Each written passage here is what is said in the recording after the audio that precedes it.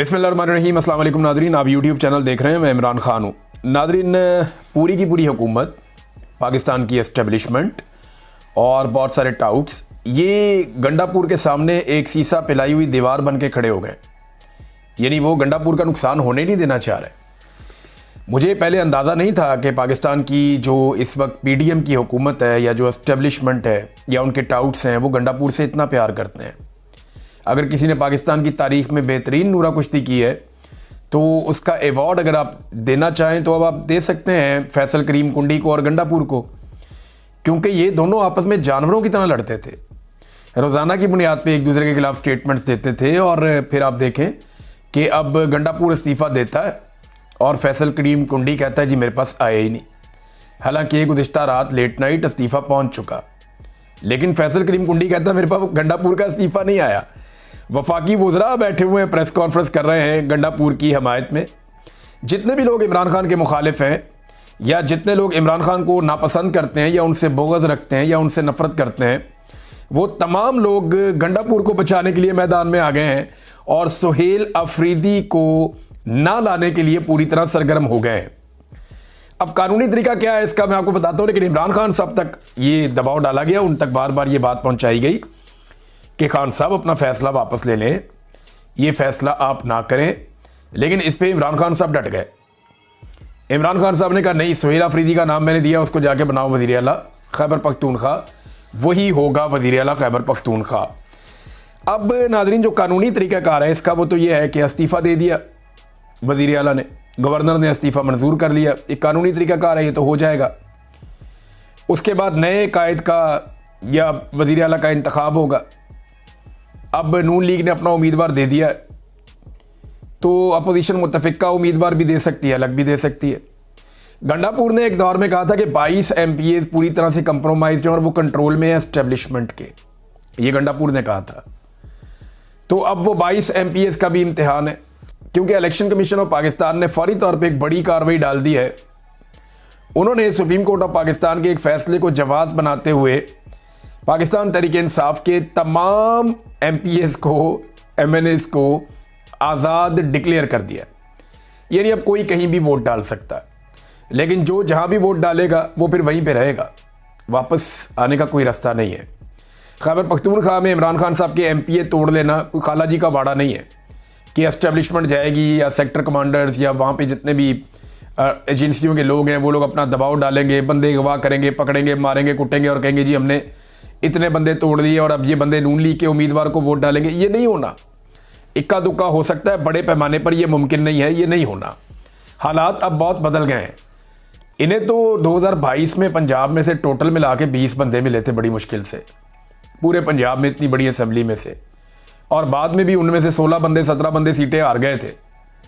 PMLN की दुर्गत बन गई थी जहाँ पे ये लोग छोड़ कर गए थे। तो इलेक्शन तो जब भी ठीक होगा, ये लोग तो कभी इलेक्शन जीतने का सोच भी नहीं सकेंगे। हाँ, पैसा वैसा देकर वो कोशिश कर भी लें तो 2/3 अक्सरियत के सामने इनकी दाल नहीं गलनी। कानूनी तरीक़ाकार ये है कि अपोजिशन अपना बंदा लाएगी और जो पार्टी जिसके वज़ीर आला ने इस्तीफ़ा दिया है, रूलिंग पार्टी, वो अपना बंदा लाएगी और फिर नए वज़ीर आला का इंतखाब होगा। नया वज़ीर आला हलफ लेगा। उसके बाद जो नया वज़ीर आला आएगा वो अपनी काबीना के बंदे चुनेगा और फिर एक नई कैबिनेट नए सिरे से काम शुरू कर देगी। सुहेल अफरीदी इमरान खान का उम्मीदवार है, उसके बारे में कल तक कोई बात ही नहीं करता था। कल तक किसी ने नहीं कहा कि यह दहशतगर्द है या दहशतगर्दों का सहूलतकार है। कल तक किसी ने नहीं कहा, लेकिन अब वो कहानियाँ आ रही है कि जनाब ये तो दहशतगर्दों का सहूलतकार है, ये तो दहशतगर्द है, इंतहा पसंद आदमी है और मालूम नहीं कौन कौन से इल्ज़ामात उसके ऊपर लगाए जा रहे हैं। और ये कहा जा रहा है कि ये रियासत का बागी है, बगावत करता है, फ़ौज के बड़ा ख़िलाफ़ है, इस किस्म की बातें की जा रही हैं। ये बातें अब की जा रही हैं जब इमरान खान ने इसको नामज़द कर दिया वज़ीर आला खैबर पख्तूनख्वा के तौर पे। देखिए, इससे पहले ये MPA भी था ना, अवामी नुमाइंदा, तब तो किसी ने कोई आवाज़ नहीं उठाई। बतौर MPA काम किया, कोई मसला नहीं हुआ। बतौर मुशीर काम किया, कोई मसला नहीं हुआ। बतौर वज़ीर काम किया, कोई मसला नहीं हुआ। अब जैसे ही वो आदमी वज़ीर आला के ओहदे के लिए आया जी, मसला पैदा हो गया, बड़ा सीरियस इशू हो गया, क्योंकि अब उसके इख्तियारात बढ़ गए हैं जो एस्टेब्लिशमेंट को सूट नहीं करता। अली अमीन गंडापुर का एक बहुत बड़ा हमायती शेर अफजल खान मरवत, शेर अफजल मरवत जैसा आदमी ये कह रहा है कि ये इमरान खान का बड़ा वफादार है, ये एस्टेब्लिशमेंट को सूट नहीं करेगा सुहेल अफरीदी। लिहाजा एस्टेब्लिशमेंट नहीं चाहेगी कि सुहेल अफरीदी को लेकर आए, क्योंकि वो इमरान खान का बहुत वफादार है, वो बात नहीं मानेगा एस्टेब्लिशमेंट की, सख्त गिर आदमी है। बहुत सारे लोग कहते हैं कि दहशतगर्दी को लेकर और ऑपरेशंस को लेकर इस आदमी का जो नुक्ता नज़र है वो काफ़ी सख्त होगा। अब इसके ऊपर इल्ज़ामात लगाए जा रहे हैं, इसको दीवार के साथ लगाने की कोशिश की जा रही है। गवर्नर कहता है मुझे इस्तीफ़ा मिला ही नहीं, तो मंजूर कैसे करें। वैसे ये नूरा कुश्ती का मैं कायल हो गया। वो ऐसे ना कि माजी में ये पकड़े तब गए थे जब गंडापुर, फैसल करीम कुंडी और ये जो एक और साहब हैं अमीर मुकाम, ये तीनों जब इकट्ठे हुए ना गवर्नर हाउस में, तो तब ये पकड़े गए थे कि इनके तो बड़े गहरे मरासे में ताल्लुकात हैं, ये तो शीर व शक्कर है आपस में, इनका तो बड़ा प्यार मोहब्बत है आपस में, इन्होंने तो लोगों को बेवकूफ़ बनाया हुआ है। गंडापुर का अमीर मुकाम से भी उतना ही प्यार है और फैसल करीम कुंडी से भी उतना ही प्यार है।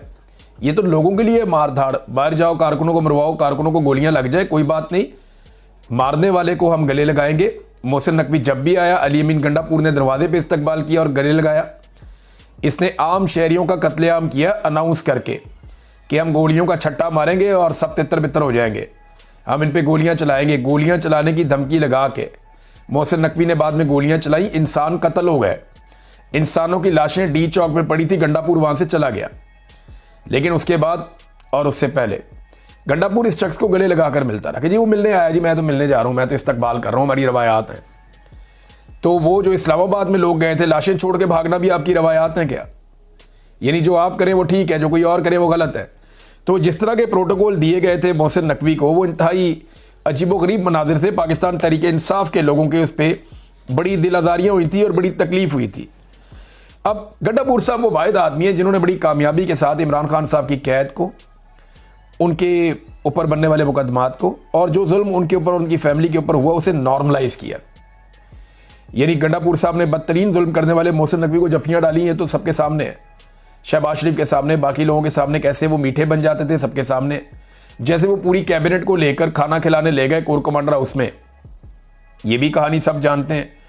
तो अब जो सुहेल अफरीदी है उनके ऊपर जो प्रोपेगेंडा किया जा रहा है, वफाकी वज़रा अली अमीन गंडापुर के हक में सामने आ गए और सुहेल अफरीदी के खिलाफ वो लोग ये कह रहे हैं कि जनाब इमरान खान, मुराद सईद और सुहेल अफरीदी ये लोग दहशत गर्दों के सहूलतकार हैं और ये सहूलतकारी करते हैं।